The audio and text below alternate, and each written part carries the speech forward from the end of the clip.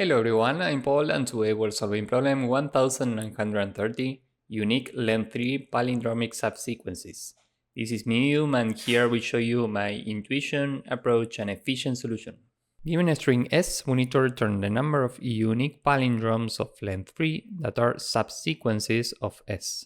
In case you know what a palindrome is, it's a string which reads the same forward and backward. For example, this is a palindrome, this is a palindrome, and now I think you get the idea. So we are looking for palindromes of length 3 that are subsequences in the original string. In case you know what a subsequence is, it's a selection of elements that's not necessarily contiguous. For example, we can build a subsequence with these three elements, A, C, A. And this reads the same forward and backward, and it has a length 3, so we could add this to the result. Now we could take these three characters and we would get the exact same palindrome, ACA. The thing is that we need to find unique palindromes. Okay, so this is very important. Now let's take a look here. This is a valid palindrome of length 3. And here we have all the information we need to solve the problem. We know that for every valid palindrome, we need equal first and last characters. And we don't care about the character in the middle. This could be A, B, C, and so on. Now, this is the same format for any valid palindrome of length 3. And we can have 26 characters in total. This is the total amount of lowercase English letters. So we can try every character, and for each character, let's say we start with character number 0, which is A, we iterate this from left to right and check what's the first index with A. In this case, it's index 0.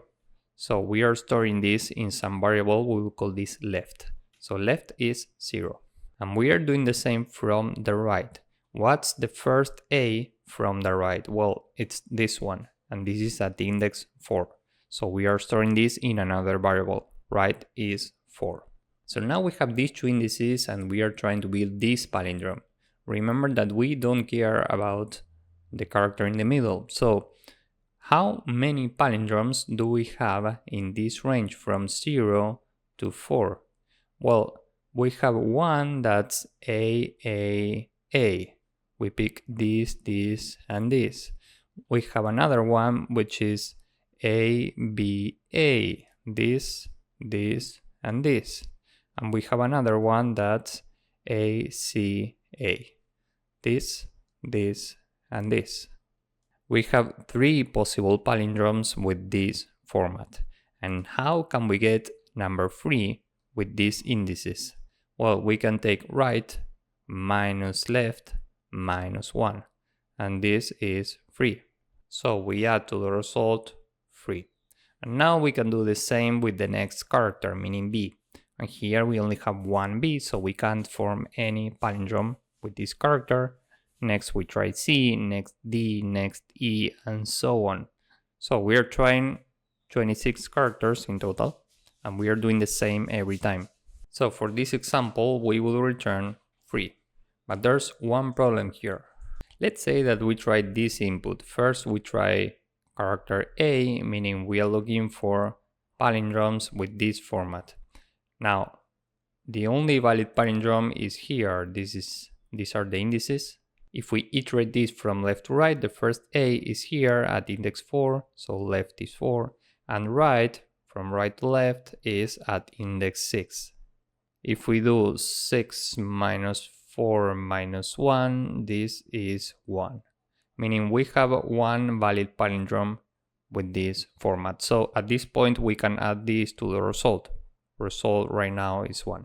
Now we are looking for B, meaning for palindromes with this format. So we iterate this from left to right, and the first B is here at index 0. So this is 0, and we iterate this from right to left, and the first B is at index 5. Now if we naively try to take every palindrome here, we will get 5 minus 0 minus 1 palindromes, meaning 4. The problem is that we have repeated palindromes in this range. If we take this, and this, we have B, B, B. And if we take this, and this, we also have B, B, B. And given that we need to find unique palindromes, we need to find a solution for this. The problem is that in between this and these characters, we have repeated characters. Here we have 2 B's. And that's why we are getting repeated palindromes. So how can we avoid this? We can take this range of characters and put them into a set. And by doing this, we will get a set with B, C, A. These are the unique characters in this range. And the amount of palindromes in this big range, the total amount of palindromes, is given by the length of this set, meaning 3. So we add 3 to the result. This is 4. This means that now we are taking a palindrome with B, B, B, another one with B, C, B, and another one with B, A, B. And these 3 palindromes are unique. So now we have already tried palindromes with A, B. Next we try C. Here we'll have 1 C, so we continue. Next we try D, and so on. And finally we return 4. So with this in mind, now let's go with the code, and hopefully you will get the idea. The result is initially 0, and for I in range 26, the current character is the current number plus the code for lowercase a. This is the ASCII code. If you know what this is, I recommend you to go and Google this. It's very important. So we take the current number plus the code for character A, and this will give us the current character. Now, the left index, meaning the first index where we find the current character if we iterate the string from left to right, this is s.findC. Now the right index is the same from the right. Here we can use r find C.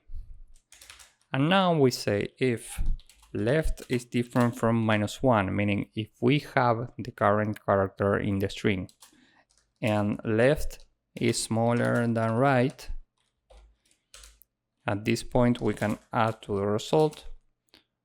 First we need to take a substring from left plus 1. Remember that we only want to take the elements in between left and right, so we go from left plus 1 to right. This is non-inclusive, and now we want to transform this into a set, and we care about the length of this set, so here we use len, and this is what we add to the result. And finally we can return result. So this is the entire code. Now let's submit this. As you can see, this works and it's very efficient. Here time complexity will be big O of 1 for this loop times big O of n for these methods and this set. So overall big O of n, and space complexity big O of 1. So this is it for this problem. If you found this useful, please drop a like, subscribe, and see you in the next one. Bye bye.